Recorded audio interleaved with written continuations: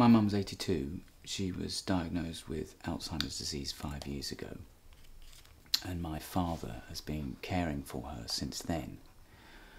Last month he died, very unexpectedly, and my mum was naturally very, very upset and has been hospitalised.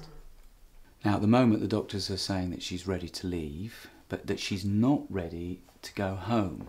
The social worker says that she should go into 24-hour nursing care, right, and that we should sell her house in order to pay the fee. No, not necessarily.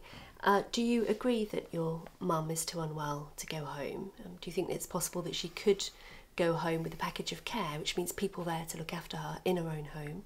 Or do you think that perhaps she could go into a residential placement temporarily? I mean, does that make a difference?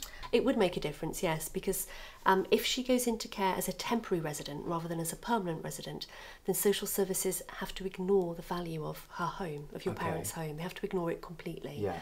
A temporary resident is someone who is in care for a period of up to 52 weeks. Then the care home situation becomes permanent. Presumably, I would have to sell the house then. You don't have to sell the property, but unless the NHS accept that they have a funding responsibility, then social services will regard your mum as a self-funder. And what does that mean? They make a decision that as the property is worth more than £23,000, she has to use up most of the sale proceeds of her property to pay for her own care each week. What is the value of your mum's home? Say it's about 300,000. Okay, does somebody else live there? No, just my mum now. The funding rules are very complicated, and I've brought some notes and fact sheets for you to keep. Yeah. The basic position is that social services expect you to sell the house and use the sale proceeds and any other savings to pay for your mum's care every week until her savings and what's left over from the house sale dropped. Social services will help with the cost of paying for her care and still expect her to use her income and her pensions and so on. If I didn't want to sell her property, would I be able to rent it out? Yes, you can, and a lot of my clients do that actually. Yeah.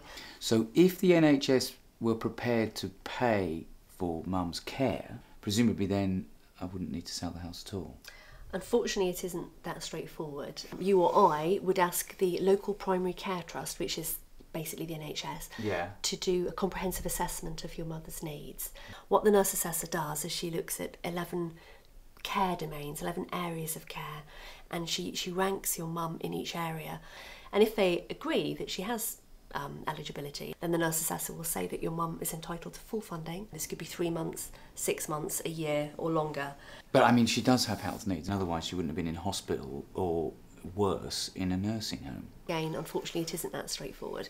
The local health trust don't make a decision on eligibility for NHS funding simply because of somebody's diagnosis, even when it's a serious diagnosis like Alzheimer's. Okay. And as I say, sometimes they say no at the first instance, in which case my firm has a lot of experience in successfully overturning primary care trust decisions. If the review panel decide to uphold the original negative decision, we go to Strategic Health Authority, independent appeal, and my firm has a very good success rate in achieving funding awards for people at appeal.